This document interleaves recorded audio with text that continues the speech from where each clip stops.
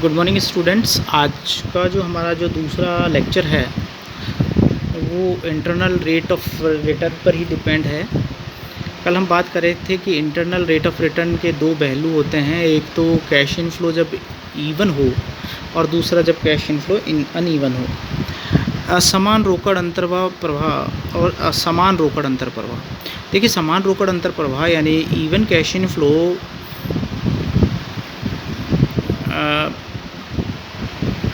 हमने कल कैलकुलेट किया था।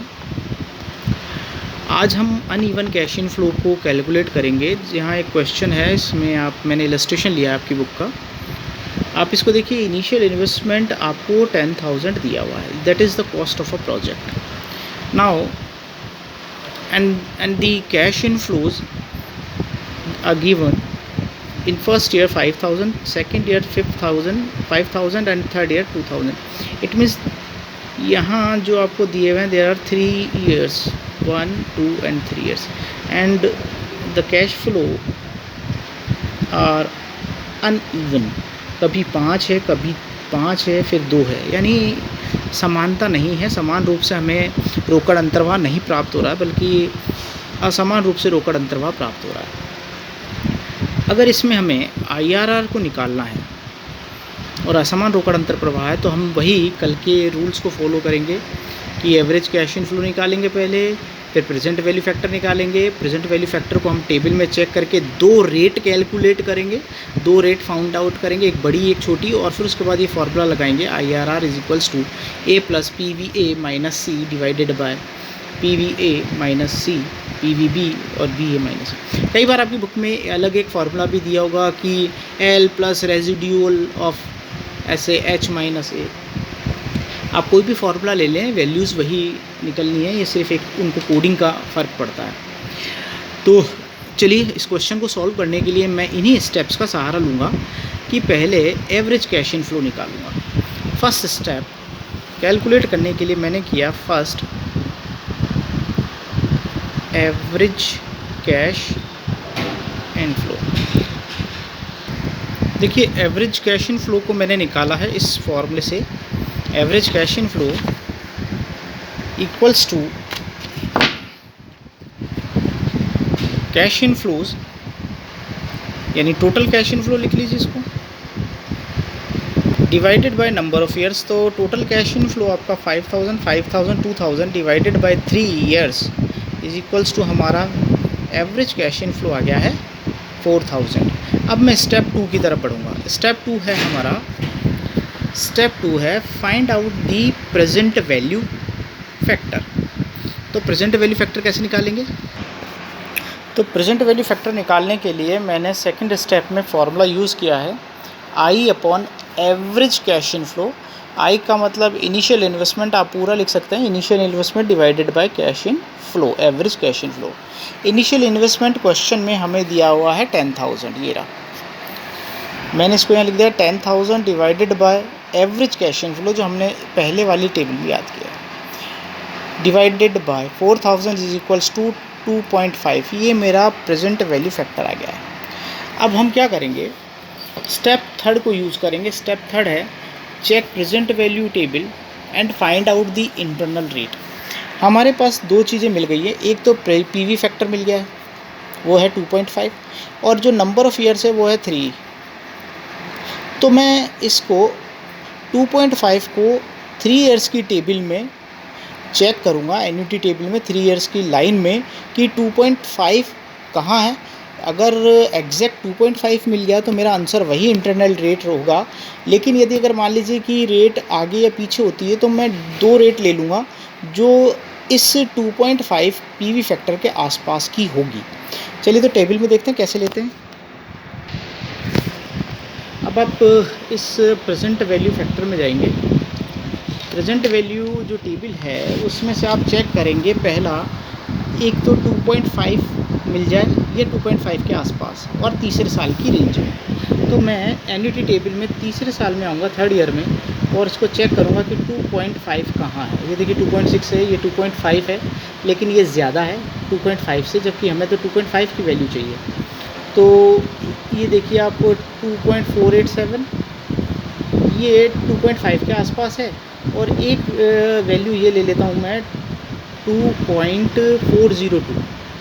तो इसका मतलब मैं ऊपर से इंटरनल रेट ये मानकर चलता हूँ कि या तो 2.5 की जो रेट होगी वो 3 साल की 10% और 12% के बीच में होगी।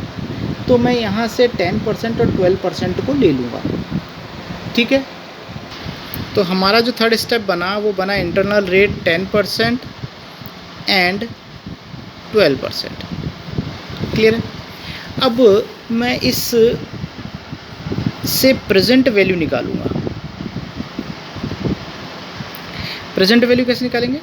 जैसे 10% है, 10% में हम कैश इनफ्लो हमारा फर्स्ट ईयर, सेकंड ईयर और थर्ड ईयर, ये हमारा कैश इनफ्लो 5000 और यहाँ पर है 2000 इनटू प्रेजेंट वैल्यू में क्या करते हैं हम, एक रेट ले ली, उसके बाद उसकी टेबल चेक करते हैं कि 10% की वैल्यू क्या आ रही है। इसके लिए भी टेबल को चेक करते हैं। देखिए, ये देखिए प्रेजेंट, ये है प्रेजेंट वैल्यू ऑफ ₹1। तो हमने 10% वहाँ से सेलेक्ट किया था, तो 10% का स्टार्टिंग में 3 साल तक क्या रेट आ रही है, 1 2 3 है ना। तो 10% की आ रही है 0.909, 0.826, 0.751। क्लियर है। और यही 10% का जो डिस्काउंट फैक्टर होगा पहले साल की वैल्यूज़ 9.09, 0.826, 0.751, इसे हम एज इट इज़ प्लेस कर देंगे और मल्टीप्लाइड करके प्रेजेंट वैल्यू निकाल लेंगे। इसी प्रकार हमने एक 12% रेट ली थी, तो उस 12% का भी हम प्रेजेंट वैल्यू ऑफ ₹1 निकाल लेंगे। पहले साल में 12% के हिसाब से ₹1 होगा हमारा 0.893, फिर 0.797, फिर 7. इसको अगर हम मल्टीप्लाइड करेंगे तो हमारा आंसर आएगा 9874। तो ये प्रेजेंट वैल्यू है 12% पर 9874, और 10% पर हमारी प्रेजेंट वैल्यू है 10117। देखिए, इसका सबसे अच्छा तरीका ये है कि आप जब भी कर रहे हैं तो आप सबसे पहले ये देख लें कि आपका इनिशियल इन्वेस्टमेंट कितना है। मेरे यहाँ इनिशियल इन्वेस्टमेंट आपका 10,000 है। जो भी आप प्रेजेंट वैल्यू की जो रेट ले रहे हैं, जैसे यहाँ मैंने 10 ली है और 12 ली है, तो इसका जो प्रेजेंट कैश इनफ्लो है एक, और यहाँ देखिए दूसरा, तो इसमें प्रेजेंट वैल्यू कैश इनफ्लो एक रेट होनी चाहिए हमारा 10,000 से कम, और एक होना चाहिए 10,000 से ज़्यादा। अब आपको मेरी बात समझ में आ रही होगी कि हमें डिस्काउंट रेट एक कम लेनी है, जिससे हमारी प्रेजेंट वैल्यू एक तो कम आए और दूसरी ज़्यादा है। यानी हमारा जो 10,000 का जो अमाउंट है या कोई भी इनिशियल इन्वेस्टमेंट है वो हमारे प्रेजेंट वैल्यू कैश इन फ्लो के दोनों रेट के बीच में होना चाहिए। जैसे यहाँ 9,000 इससे छोटा है, तो एक 10,000 177 10,000 से बड़ा है, यानी एक रेट बड़ी होनी चाहिए और एक रेट छोटी होनी चाहिए। इसलिए हमारा इनिशियल इन्वेस्टमेंट का प्रेजेंट वैल्यू ये आया और ये आया। अब आगे हम फोर्थ में इसका जो फॉर्मूला है उसको अप्लाई करेंगे। देखिए, अब हम कैलकुलेट कर रहे हैं हमारा IRR। इसका फार्मूला है A + PVA - C, PVB minus PVA minus PVB और B - A। हमें ये पता है कि A का मतलब क्या होता है, हम पहले ही बता चुके हैं। A मीन्स होता है आपका लोअर डिस्काउंट रेट।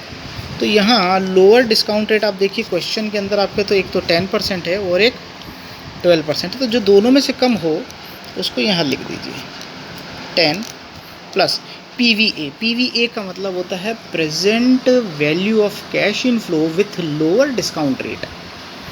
तो present value cash in flow with lower discount rate यहाँ 10% है और ये यहाँ पर 12% है। तो इसका मतलब हमारा लोअर डिस्काउंट रेट है वो है 10%। इस पर कितना आया है 10,117, 10,177 है। माइनस C का मतलब होता है इनिशियल इन्वेस्टमेंट जो मेरा है 10,000, डिवाइडेड बाय PVA वही 10,177 माइनस PV का मतलब होता है present value of cash in flow with higher discount rate. Higher discount rate हमारा कितना है 12% और उस पर कितना निकला है 9874। मैं इसको यहाँ लिख दूँगा 9874 और यहाँ कर देंगे हम हायर डिस्काउंटेड B -10। अगर मैं इसको सॉल्व करूँगा तो ये कुछ इस तरीके से बनेगा 10 + 177 डिवाइडेड बाई, इसको इसमें से लेस करेंगे तो 303 और 12 - 2 करेंगे तो 2। इस तरीके से अगर इसको सॉल्व किया जाएगा तो हमारी इंटरनल रेट ऑफ रिटर्न जो आएगी वो 17% आएगी। That is internal rate of